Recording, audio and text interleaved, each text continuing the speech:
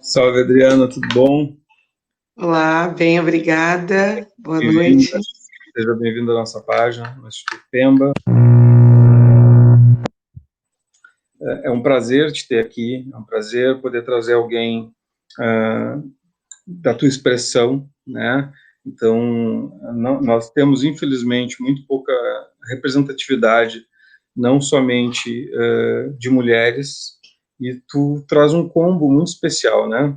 Porque tu é mulher, tu é negra, tu é professora, né? Então, os professores nesse país sofrem tanto, os negros sofrem tanto, as mulheres sofrem tanto. Tu trouxe um combo muito especial. Tu é uma mulher, é uma liderança, e as lideranças naturalmente sofrem muito.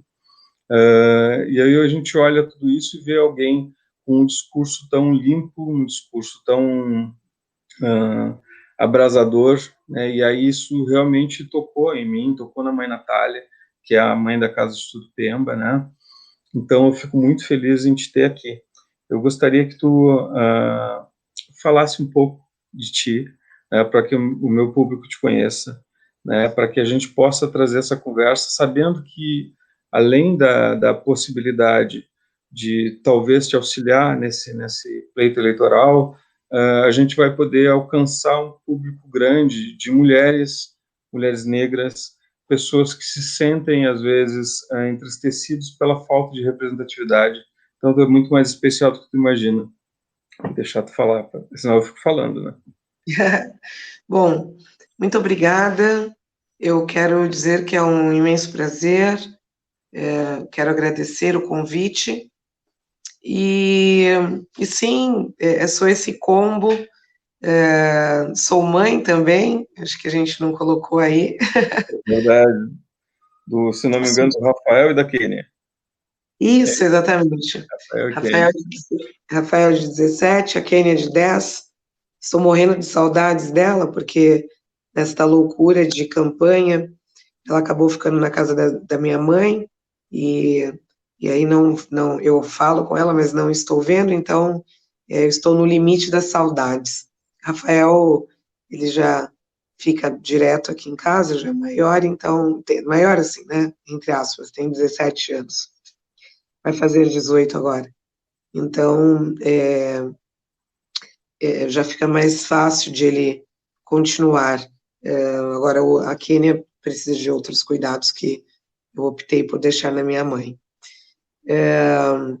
Sou professora da Rede Municipal de Ensino aqui em São Paulo, fui uma das responsáveis por intercâmbio cultural, que falava sobre a diáspora africana, qual o impacto aqui em São Paulo e nos Estados Unidos, em Washington, D.C., o intercâmbio que foi quem foi responsável por esse intercâmbio, o patrocínio foi o governo norte-americano, a Aliança Americana de Museus.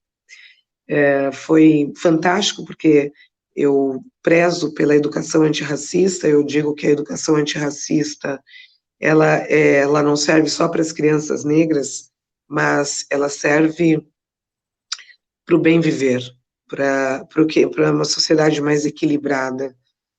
Conta a parte que foi apagada, né? E essa parte ela faz muita diferença em todos os sentidos, no sentido da nossa cultura, do sentido do nosso entendimento enquanto seres humanos, no sentido do nosso entendimento enquanto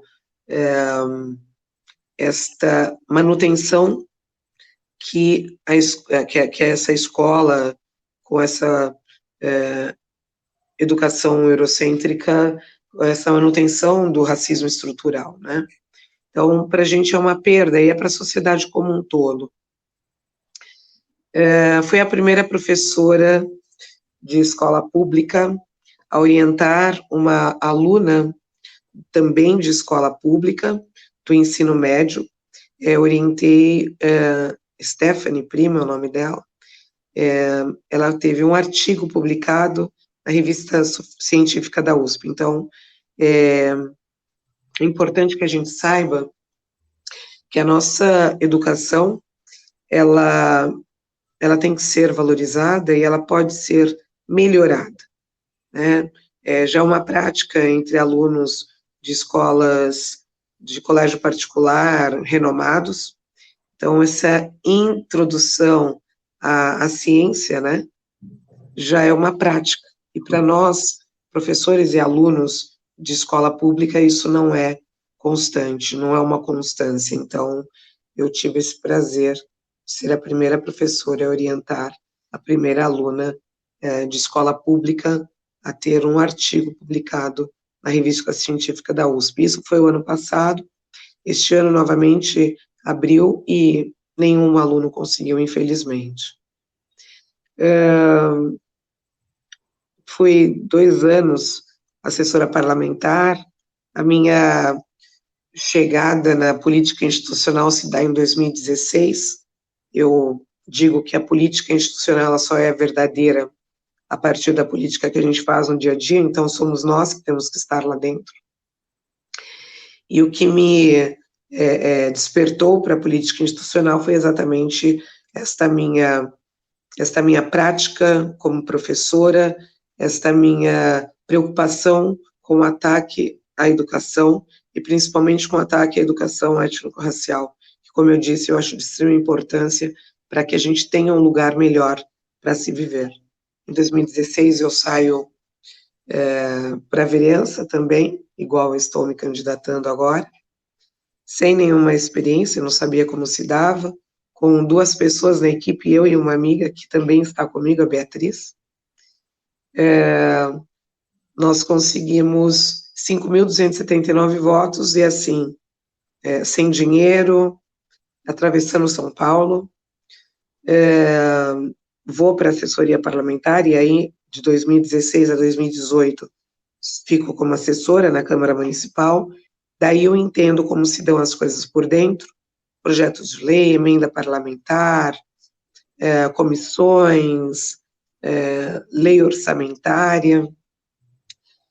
E em 2018 saio para deputada federal, digo que não mudou nada, a única coisa que mudou foi que a gente tinha que atravessar o estado, não mais só a cidade.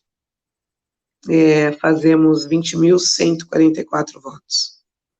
Nossa. Volto para a sala de aula, levo essa experiência para dentro da sala de aula e ver os olhos dos alunos brilhando, dizendo, então eu também posso ser vereadora, também posso ser prefeito, porque essa estrutura faz com que parece que é tudo muito longe, a política institucional está muito distante, e que não são todas as pessoas que podem estar nela. Ouvir isso foi um ganho muito grande. E aí agora, novamente, eu me disponibilizo para o cargo de vereadora, e eu digo que não sou, né, sozinha nessa história. Eu falo que é o gabinete do povo. Eu me coloco como uma ponte para que as nossas vozes sejam ouvidas e estejam lá dentro também para decidir. Então, que maravilha isso.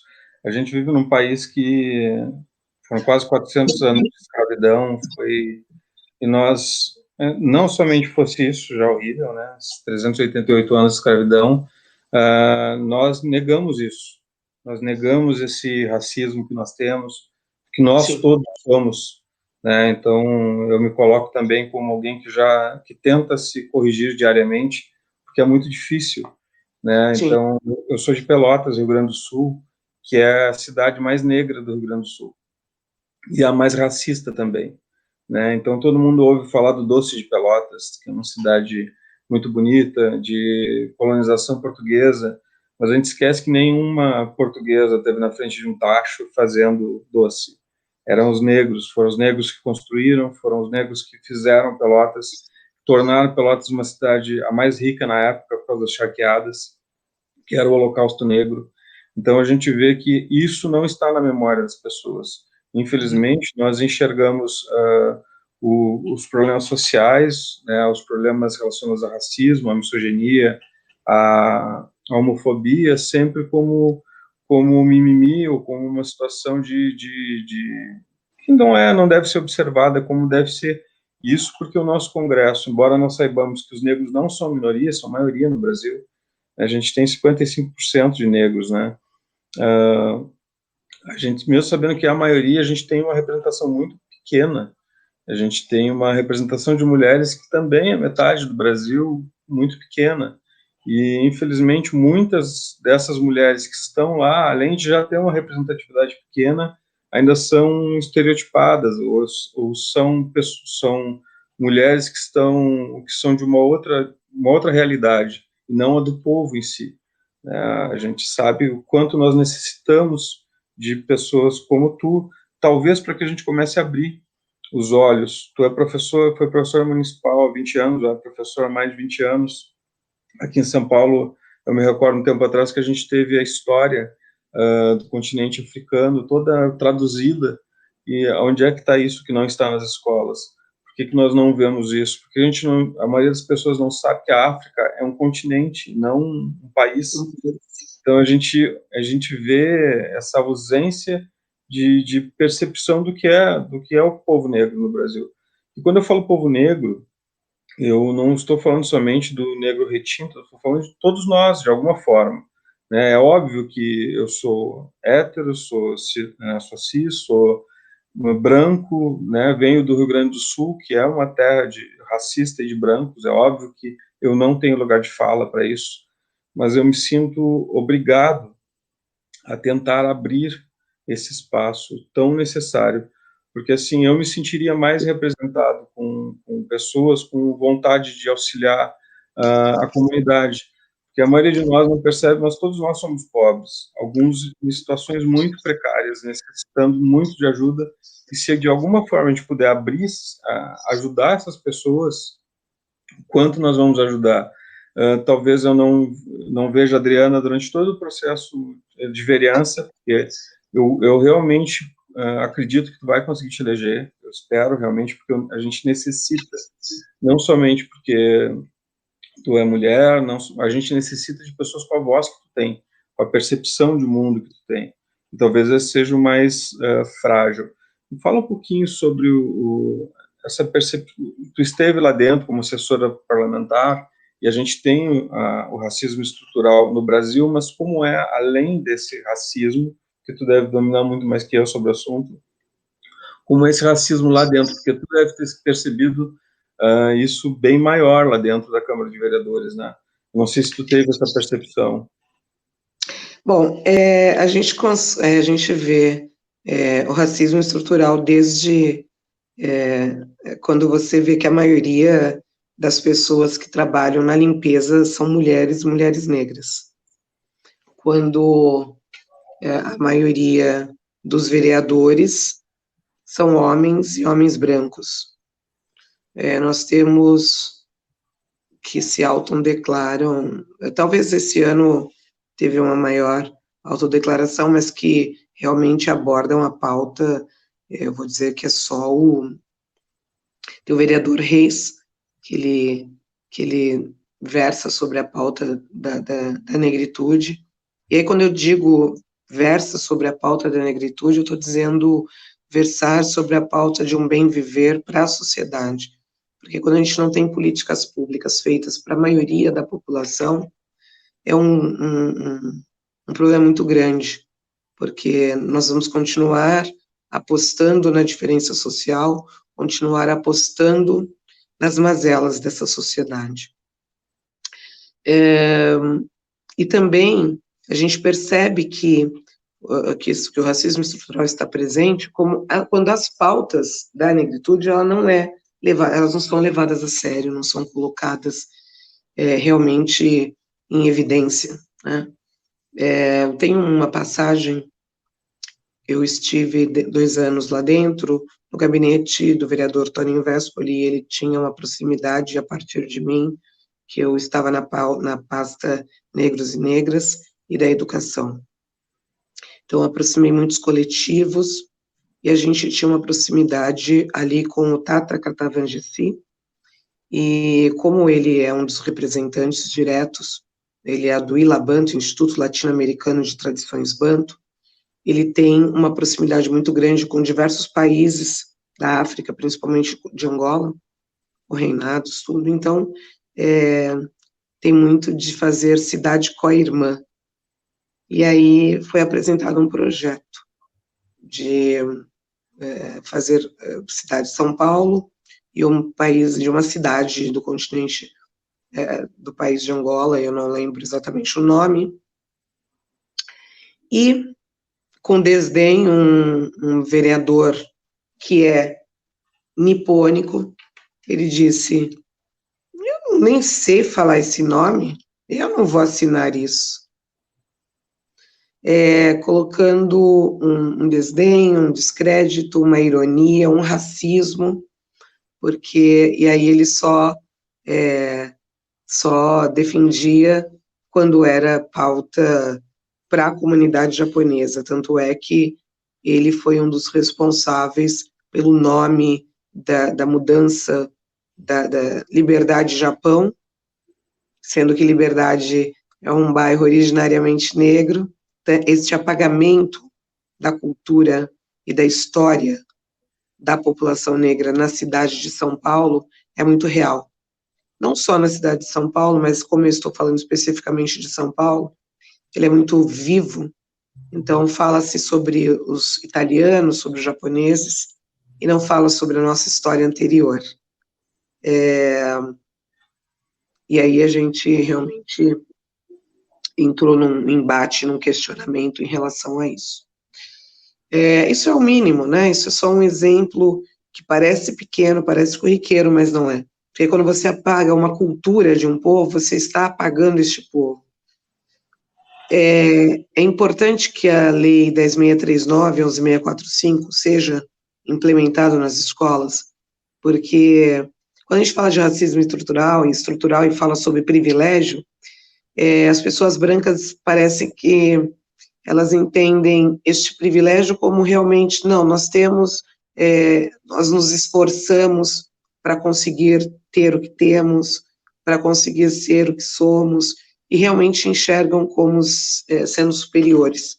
E, na verdade, a gente teve aí todo um processo histórico e também das instituições e também das leis que favoreciam para que as pessoas brancas hoje estivessem neste lugar de privilégio, um lugar de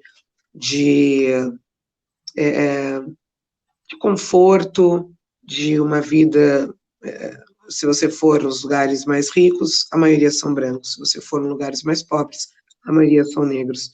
Então, não é que se esforçaram. Se for falar de trabalho, nós trabalhamos, e não foi pouco, muito, foram séculos, né?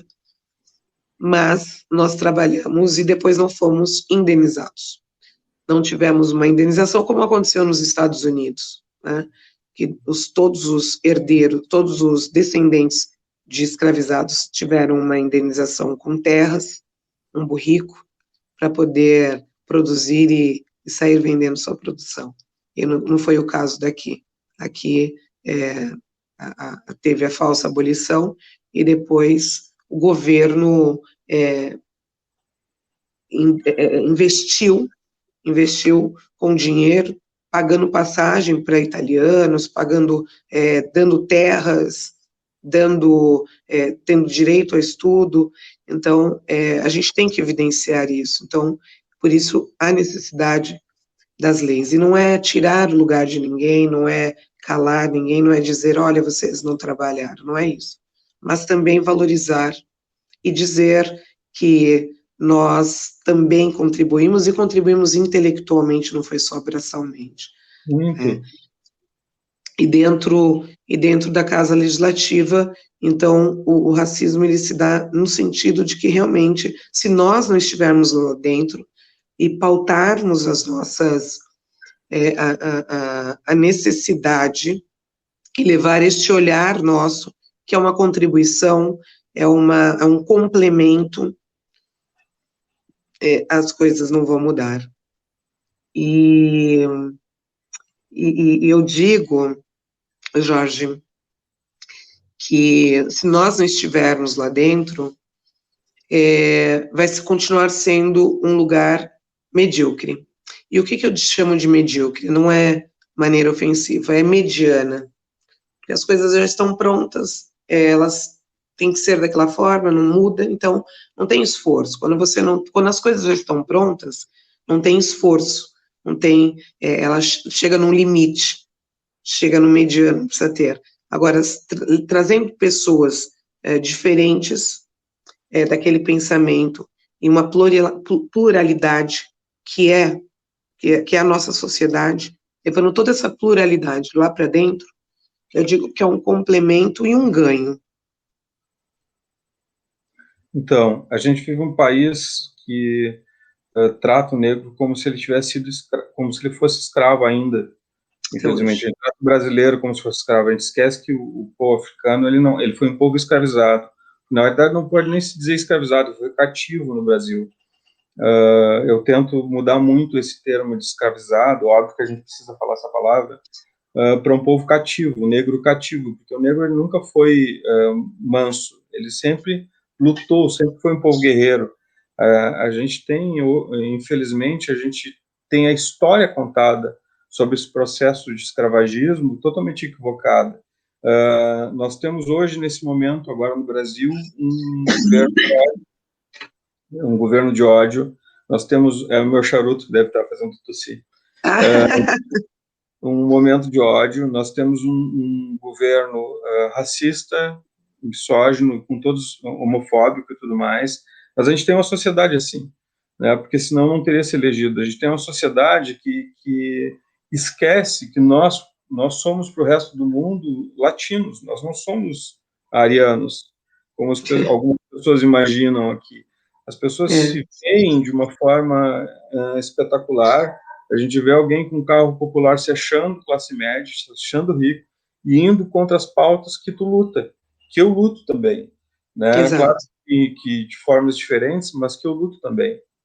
A gente esquece que o Brasil ele é um país hoje cristão, com 50% do país é cristão, né? E religiões que não estão propagando o amor, a gente sabe disso. A gente está num momento que, se nós não tivermos representantes, pessoas que se posicionem, que tenham a visão que tu tem, e uma das coisas que me fez ver o teu trabalho, ver o quão especial tu é, porque eu fiz uma revisão de tudo que tu tem ali, vi todos os teus vídeos, Maravilha. a vida, porque eu precisava, para ter certeza que eu poderia indicar alguém assim, porque eu tenho certeza que, se tu conseguir a vereança, talvez daqui a alguns anos a gente te veja em escalas maiores e alcançando um número maior de pessoas, e talvez sendo um exemplo para que nós tenhamos mais mulheres, principalmente mulheres negras, né, mulheres também, homens negros, homossexuais, a sociedade sendo representada em outros lugares. Talvez tu sirva como esse exemplo. A gente tem, obviamente, outras mulheres espetaculares que passaram pela política, né? Nós temos a própria Dilma, que não é uma mulher negra, mas foi um exemplo, né? Eu, particularmente, não achava o governo dela maravilhoso, mas comparado ao que nós tínhamos de condições no Brasil, ela foi um exemplo a ser seguido. Hoje nós temos uma vice-presidente negra nos Estados Unidos. Então, muito lentamente, nós estamos conseguindo ir adiante. Muito lentamente consegue. Eu não posso falar muito, mas eu quero te perguntar uma coisa, que senão eu fico falando. A gente sabe que a tua pauta é maravilhosa. Eu vi, inclusive, que tu fala sobre racismo religioso e outros assuntos. E o que me fez votar em ti é porque tu não te calçou em cima disso. Porque eu não quero alguém que se calce em cima da minha religião para dizer que eu vou ajudar um bando, eu vou ajudar o candomblé, o que seja. Eu quero alguém que ajude os problemas sociais, porque daí os terreiros e as outras coisas também vão ser ajudados. Então, sim, isso é importante. Mas a gente sabe que a tua pauta é longa, é bastante coisa a ser feita. Tu tem alguma prioridade? É óbvio que a educação deve estar em primeiro lugar, a gente precisa disso, mas quais são as tuas prioridades? Assim? Eu gostaria muito de saber isso. João Gabriel falou Marielle Franco, verdade, João? Bom, como você mesmo disse, a minha pauta principal é a educação. Eu sou professora e eu digo que todas as outras mazelas, se a gente for falar de segurança, não tem como falar de segurança se a gente não falar sobre educação. Para a gente falar sobre moradia, não tem como a gente não falar de educação.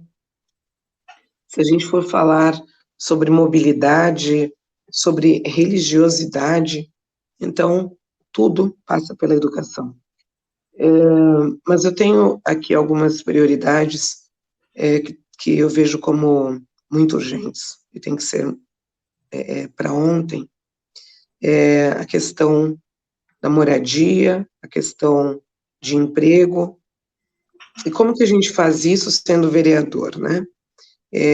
Pegando exemplos que já deram certo, então, se a gente for ver a questão da moradia, não tem mais como a gente achar que é normal pessoas morando em palafitas. Todo mundo fala um novo normal. Não, nunca foi normal. É que agora os números estão diariamente na televisão, mas nunca foi normal, não pode ser normal, a gente não pode dizer que é um novo normal. Nós vamos criar um normal. Então, legalizar essas residências que já existem, restabelecer o sistema de mutirão, e eu estou dizendo isso uma questão de qualidade de vida, para que as pessoas consigam ter, e aí a gente está falando de moradia, a gente está falando de saúde também. Pensar na mulher que é mãe solo, e ela precisa trabalhar, às vezes ela trabalha à noite, e ela não tem com quem deixar as crianças. Eu penso em ter lugares para que essas crianças fiquem em segurança. Eu estava chamando de hotelzinho para criança, hotelzinho noturno, mas eu disse que o nome a gente pode estudar depois. Mas são lugares, e às vezes a mãe ela precisa estudar, e ela não consegue estudar. Então, na verdade, ela não precisa ficar a noite inteira, mas ela ter um lugar para que ela possa deixar em segurança seu filho, seja para ela sair do trabalho e estudar, e depois passar para pegar, seja para trabalhar a noite toda, mas que ela possa conseguir para ela ter essa emancipação, para ela ter essa mobilidade social também. Eu penso na questão do emprego, da empregabilidade, a partir de cooperativas. E sempre, Jorge, respeitando a diversidade dos lugares, né? Cada lugar é um lugar, cada lugar é uma vivência. Toda política pública que eu penso em fazer é pensando em comissões que vão representar essas diversas regiões e que vão trazer as demandas para que a gente consiga construir juntamente. Vai ser um gabinete aberto, não um gabinete que a professora Adriana que vai inventar, porque isso não muda nada, isso faz com que as pessoas estejam afastadas, continuem afastadas. As pessoas têm que participar de todo o processo de elaboração da lei, processo do projeto, o processo de votações até o final, né? Penso também, então, na questão que eu estava dizendo da empregabilidade, cooperativas. Cada lugar vai dizer quais cooperativas seriam interessantes, e penso em economia solidária. Tendo a cooperativa, esse dinheiro volta para essas pessoas, esse dinheiro vai ser distribuído entre elas, e vai ter um crescimento do local, porque vão ter os estabelecimentos comerciais, pensar na questão do microcrédito, para que potencialize os estabelecimentos que existam. E a educação, a valorização, né, da educação, do professor, também pensar em políticas públicas em relação à educação, mas partindo de quem faz a educação do dia a dia, que somos nós, os professores. Estamos ali no chão de sala de aula, e pensar a educação como um todo também, né? Não só os professores, mas todas as pessoas que estejam envolvidas com esse processo de educação. Se a gente for falar de uma escola, eu digo que até as pessoas que contribuem com a limpeza, elas também estão dentro desse espectro da educação. Então, elas também têm que ser ouvidas. Na questão da educação antirracista, e aí a gente passa também pela questão que esbarra muito, por isso muitas pessoas se negam a instituir a 10.639 e a 11.645, que também passa pela questão da religiosidade. Eu digo que a nossa religião, ela é, para além da religião, ela é cultura, ela é resistência, ela é politização, ela é filosofia de vida, ela é estrutura de sociedade. Então, ela também contribuiu para a formação da nossa sociedade. Então, ela tem que estar nas escolas, sim. As outras religiões, elas são citadas no contexto histórico. Então, o catolicismo sempre foi citado, desde a formação da Europa, enfim. Depois você tem a reforma, anglicanismo, e aí a gente acaba falando sobre as igrejas, as religiões evangélicas. Então, as nossas religiões de matrizes africanas também fazem parte, e elas devem estar também dentro das escolas. E nesse sentido mesmo, de não deixar que as escolas sejam privatizadas, eu prezo muito pela participação popular, e uma vez que você privatiza os órgãos públicos, a gente expulsa a participação popular.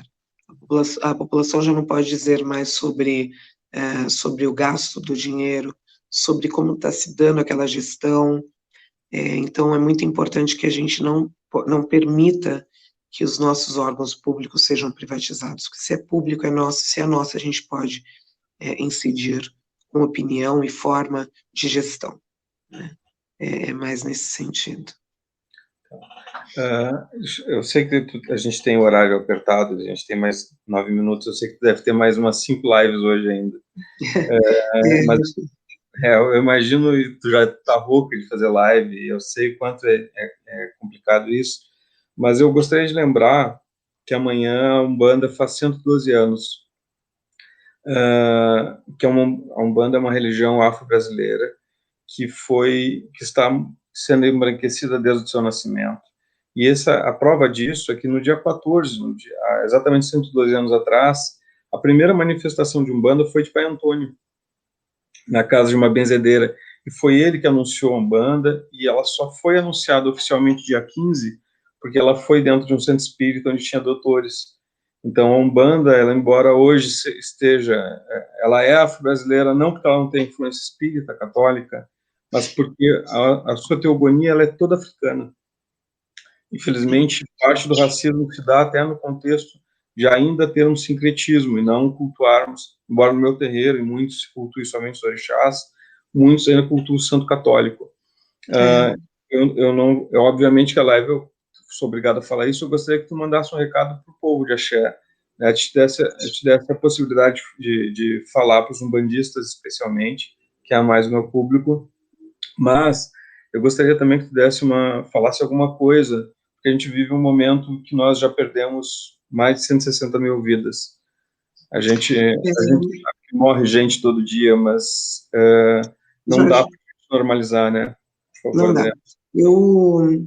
Eu estou muito sensível, né? Eu tenho falado assim, daqui a pouco eu começo a chorar, até por esse processo de campanha, eu falo que campanha é máquina de moer gente, né? De moer gente. Mas a gente falar, e eu vou dizer novamente, falar sobre as nossas matrizes africanas, e aí a Umbanda, Candomblé, é falar sobre vida, é falar sobre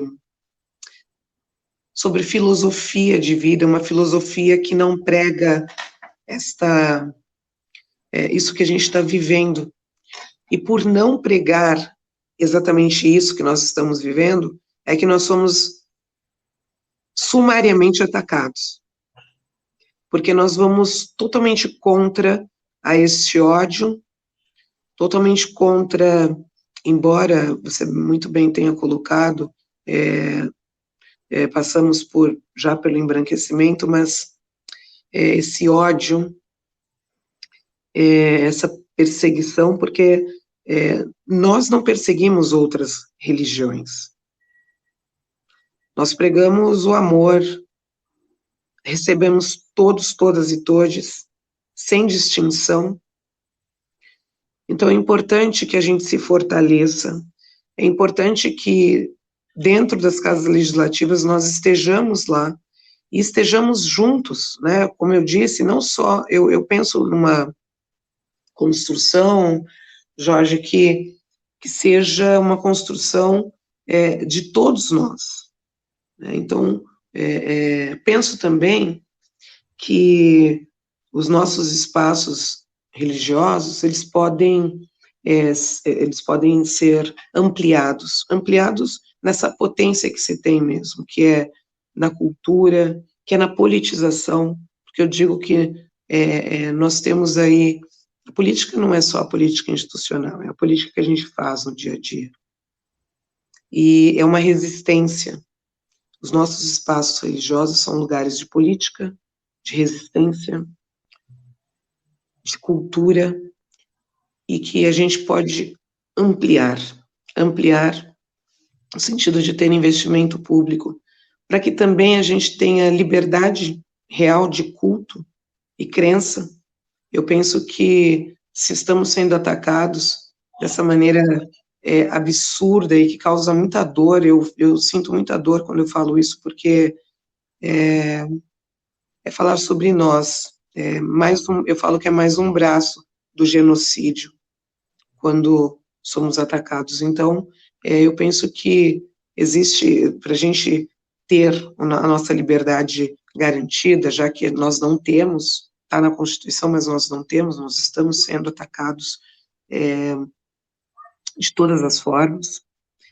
Eu penso que nós temos que ter, então, as viaturas da GCM, nós somos patrimônio histórico. Se eles estão para proteger o patrimônio histórico, nós temos que ter o nosso direito ao culto, e eu vou fazer um projeto voltado neste sentido. Cada vez que nós iniciemos as nossas celebrações tenham uma segurança real. Então, eu digo que nós temos que estar juntos, unidos, cada vez mais, e continuar propagando o amor, que é o que a gente sabe fazer de melhor, de melhor. E que a gente vai conseguir vencer esse período horroroso, asqueroso e obscurantista que nós estamos vivendo. Eu sinceramente vejo falta tanta coisa para a gente ter um mínimo de respeito pelo povo negro e por toda a representatividade. Agora o Roger, que é lá de Pelotas, meu aluno de teologia, acabou de falar sobre um candidato, pré-candidato à vereança daqui, que esteve no gabinete do prefeito sem nenhum sacerdote negro. Na verdade, tinha o Sandro Luiz, né, agora me veio à memória, mas ainda assim a representatividade é muito pouca. Eu espero, sinceramente, que junto contigo se eleja algum prefeito de esquerda. Eu não estou polarizando, porque eu não acho nem que existe uma esquerda verdadeira no Brasil. A gente não tem, realmente, a gente tem mais tudo para centro-esquerda, né? O pessoal nos chama de comunista, não sabe o que é o comunismo, e eu já também cansei de explicar, não tento mais explicar essas coisas. Sinceramente, eu espero no futuro ainda ver um museu sobre a escravidão, sobre o povo negro, porque nós não olhamos, nós não temos olhar para isso. A gente tem uma trave no nosso olho que impede de fazermos isso, né? Porque doa, talvez a gente o povo sinta vergonha das coisas erradas que fez. Todo mundo tem vergonha de algo do passado, então eu acho que esse trauma social do Brasil ele é muito maior do que a gente pode imaginar, e ele precisa ser confrontado. Então eu espero sinceramente que quando tu estiveres lá tu possa fazer tudo isso. Eu me proponho a todo o auxílio que eu puder dar, e não é muito, né? Mas quando precisar de um bandista, pelo menos que fale, que tente falar, eu estou aqui. Nós temos mais um minuto, porque eu sei que tem outras coisas. Gostaria de te dar um último, mais a possibilidade de tu falar o que tu quiser de mensagem, né? E eu quero te desejar de antemão boa sorte. Quero realmente te ver lá na vereança e adoraria ter a possibilidade de te ver sem tempo de atender nenhum de nós. para poder cumprir todas as tuas pautas. Então, Adriano, a voz é tua. Muito obrigada. Mais uma vez, obrigada pelo convite.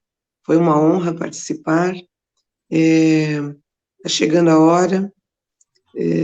A gente tem que fazer essa reviravolta, eu digo assim, porque o retrocesso que nós somos jogados foram perdas que vão durar alguns anos para a gente poder recuperar, mas nada está perdido. Então, eu peço que confiem, votem no 65100, professora Adriana Vasconcelos, que não vai ser em mim, vai ser no nosso gabinete, o gabinete do povo. Eu acredito no coletivo, eu não entendo nenhuma mudança no individual. Então, vai ser um espaço nosso para decidirmos juntos, juntas e juntos, para que tenhamos um lugar melhor para todos, todas e todos viverem. Adriana, obrigado. Tá? Esperamos agora para o domingo, e que tu possa começar a comemorar na segunda, porque domingo acho que tu vai descansar, vai apagar, né? Não sei se vai conseguir fazer alguma coisa, né? Fica aqui meu agradecimento, e fica aqui também a minha esperança de que o Brasil se torne comece nesse pleito a se tornar melhor do que ele se mostrou que ele é, tá? Então, Adriana, obrigado. Eu que agradeço. E Axé.